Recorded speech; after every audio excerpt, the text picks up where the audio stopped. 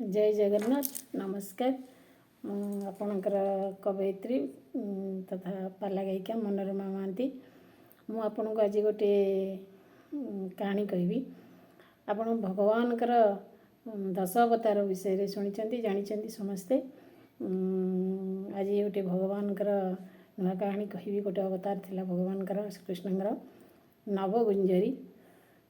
समस्ते जानते नवगुंजरी गोटे अद्भुत शब्द। तेणुकरी से नवगुंजरीर कहानी आज आपण मानक मु शुणेबी। ये कहानीटी महाभारत रे ओडिया महाभारत रे आदिकवि सारला दास वर्णना करछंती। संत आदिकवि सारला दास बाणीक्षेत्र जगतसिंहपुर तेंतुलीपदा ग्राम रे आविर्भाव होइतिले। दीर्घ 600 वर्ष पूर्व से यही कहानीटी महाभारत ओडिया महाभारत रे लिखित अच्छी। तेणुकरी तांकर व्यासंकर संस्कृत महाभारत रु ओडिया काव्य विषय रूपांतरित करथिले। तांकर यही कहानीटी निजस्व रचित। एटारे यही नवगुंजरी विषय रे संस्कृत महाभारत रे कोनोसी व्याख्या नहीं, कहानी नहीं। से तांकर यही अद्भुत जीव को स्थान देइछंती एवं ताको भगवानकर एक रूप एवं के अलौकिक शक्ति विषय रे प्रकाश करछंती। नवगुंजरीर रूप जेतेबेले प्रभु अर्जुन जेतेबेले माया रे मोहित ही जनक सहित युद्ध करने मना करदे, निज आत्मीय स्वजन मान युद्ध करने मना करदे। प्रभु श्रीकृष्ण से कही जे समस्त माया संसार होछि मोर, ये समस्त रचयिता हूँ मु, ये सृष्टि स्रष्टा मु। जल स्थल वन गिरी जहाँ सब देखुच सब हूँ मोठार सृष्टि, मुझे स्रष्टा। तेणुक मत छाड़े दुनिया संसार ना कि ना बोलिक प्रमाण करते कही अर्जुन को। श्लोकटी गीतार अच्छे सुंदर भाव में मत्ते परतरम नान्यत् किंचिदस्ति धनंजय मयि प्रीत श्रुत पृततः सूत्रजः मणिगणायव।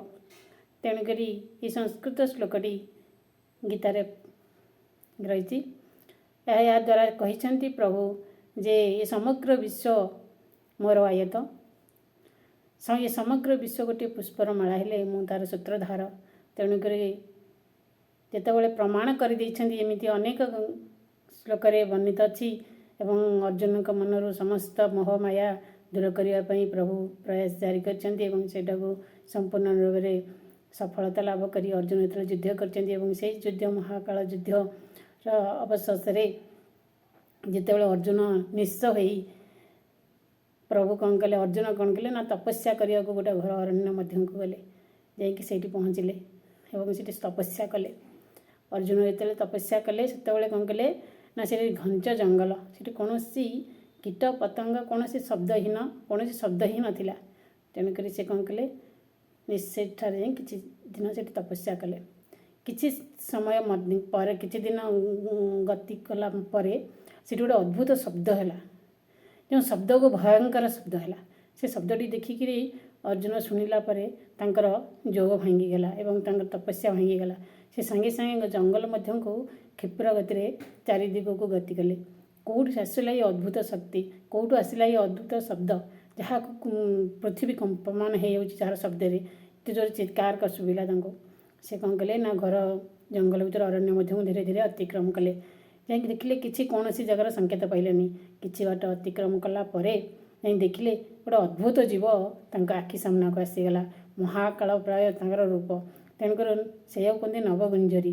तांकर विभिन्न अंग प्रत्यंग अन्य अन्य गोटे गोटे प्रकार गोटे 4टी जो पाद थिला से पाद चारि पादर गोटे पाद मनुष्य हाथ परी लगुला, आ गोटे थिला बाघर आकृति, आ गोटे थिला हाथीर आकृति, आ गोटे थिला गोटे हरिणर आकृति। एमितिक 4टा प्रकार तांकर आकृति थिला एवं तांको मस्तिष्क रे एक गोटे गंजार चूल परी थिला। चूल तांका लांजटा गोटे विराट काया सर्पर लांज परी थिला। तांको पृष्ठ उपरे गोटे महादेवंकर रूप परी जमी माने वृषभंकर बेक उपर जमी गोटे थाए पिंड सेमिति से दृश्यमान होता। एक अद्भुत प्रकार नव रूप धरिक नवगुंजरी 9टी रूप से धारण कर एक अद्भुत जीव को से देखिले। ଦେଖିକି ଚମକି ପଡ଼ିଲେ ଅର୍ଜୁନ। ସାଙ୍ଗେ ସାଙ୍ଗେ ତାଙ୍କର ଧନୁକୁ କ'ଣ କଲେ, ବାହାର କଲେ, କହିଲେ ମୁଁ ଆକୁ ବଧ କରିଦେବି ନିଶ୍ଚିନ୍ତ। କୌଣସି ଗୋଟେ ମାୟାବୀ ଅସୁର ଯେତେବେଳେ ତାକୁ ମାରିବା ପାଇଁ ଚେଷ୍ଟା କଲେ, ସେତେବେଳେ ଶୂନ୍ୟରୁ ଏକ ଶବ୍ଦ ଉଚ୍ଚାରଣ ହେଲା। ଅର୍ଜୁନକୁ ଶୁଭିଲା ଯେ ତୁମେ ମୋତେ ମାରିପାରିବ ନାହିଁ। ତେଣୁକରି ଅର୍ଜୁନ ଭୟଭୀତ ହୋଇଗଲେ ତାଙ୍କ ରୂପକୁ ଦେଖି, ବିରାଟ କାୟ ରୂପ ଦେଖିକିରି, ଏବଂ ତାଙ୍କ ହାତରୁ କ'ଣ କଲେ ନା ତାଙ୍କ ଧନୁଷର ଖସିଗଲା। ଆଉ ସେ ତାକୁ ମାରିପାରିଲେ ନାହିଁ ତାଙ୍କୁ ଅର୍ଜୁନ। ଗୁଞ୍ଜରି ଗୁଞ୍ଜରି ନବ ଗୁଞ୍ଜରି ନବ ଗୁଞ୍ଜରି, ତୃତୀୟ ପାଣ୍ଡବ ନ ପାରିଲେ ମାରି, ଦିଶିଲା ତାଙ୍କୁ ସେ ଗିରିଧାରୀ, କେହି ଯେ ତାଙ୍କୁ ନ ପାରେ ଧରି। ଜୟ ଜଗନ୍ନାଥ। ତେଣୁ ତାଙ୍କର ସେ ରୂପରେ ଅର୍ଜୁନ ଭୟଭୀତ ହୋଇଗଲେ, ସେତିକି ତାକୁ ନିସ୍ତବ୍ଧ ହୋଇଗଲେ।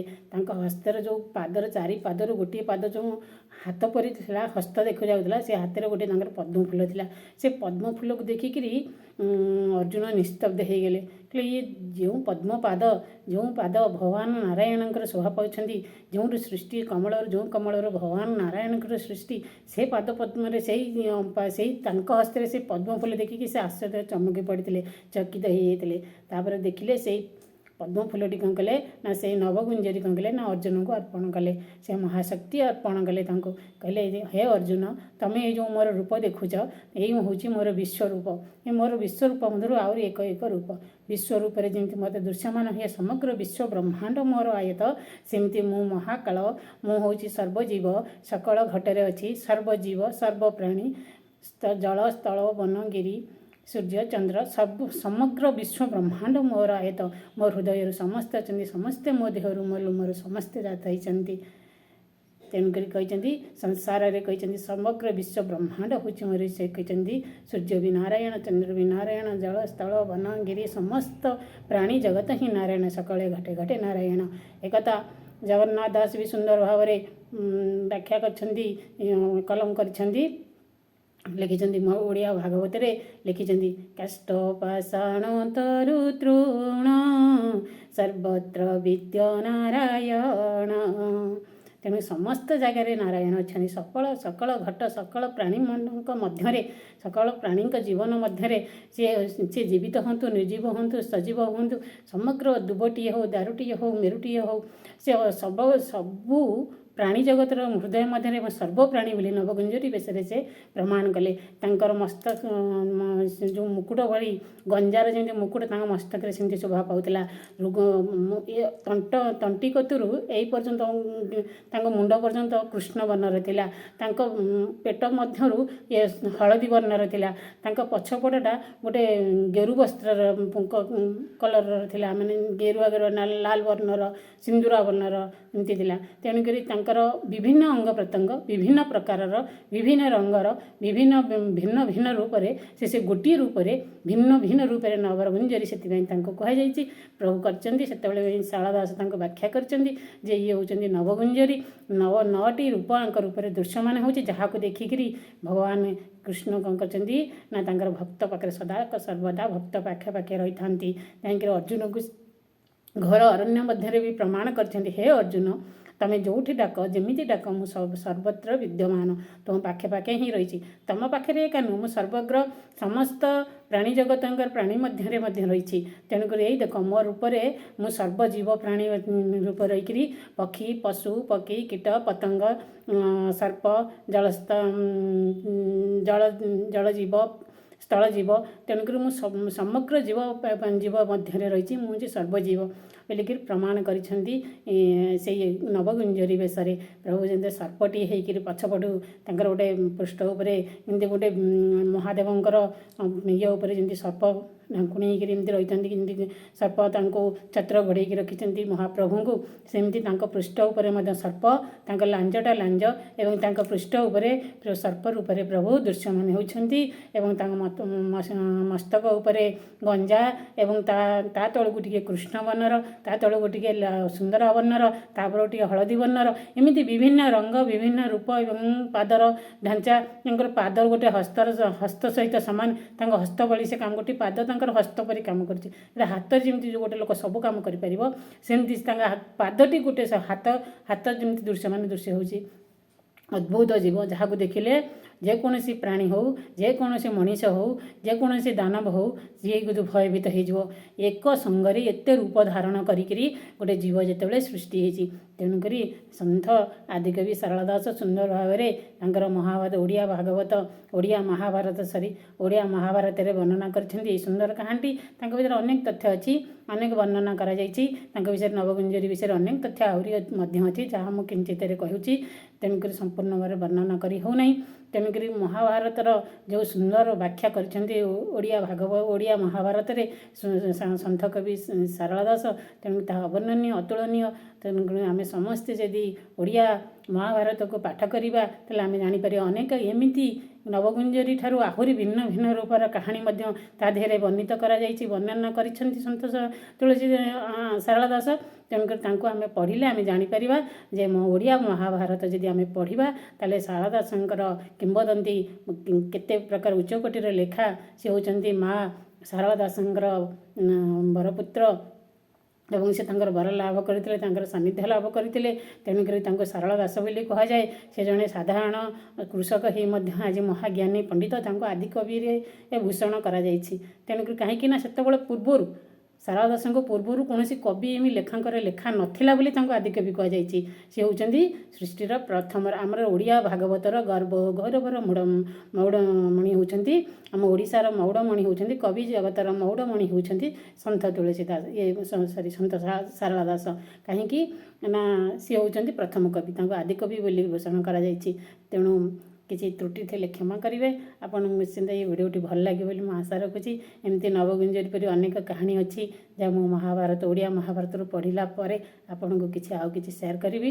ସେଥିପାଇଁ ସମସ୍ତଙ୍କୁ ମୋର ଅନୁରୋଧ, ଆପଣ ଯଦି ଭଲ ଲାଗେ ଲାଇକ୍ ସେୟାର କରିବେ ଏବଂ କମେଣ୍ଟ କରିବେ, ଚ୍ୟାନେଲକୁ ସବସ୍କ୍ରାଇବ୍ କରିବେ। ଜୟ ଜଗନ୍ନାଥ, ଜୟ ମା ଝଙ୍କଡ଼ବାସିନୀ ସିଂହବାହିନୀ ସାରଳା।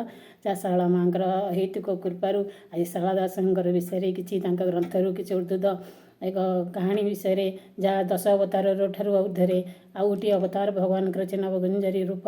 ତେଣୁକି ସେହି ରୂପ ବର୍ଣ୍ଣନା କରିବା ପାଇଁ ଟିକେ ସମୟ ପାଇଛି, ସେଥିପାଇଁ ଆପଣଙ୍କ ପାଖରେ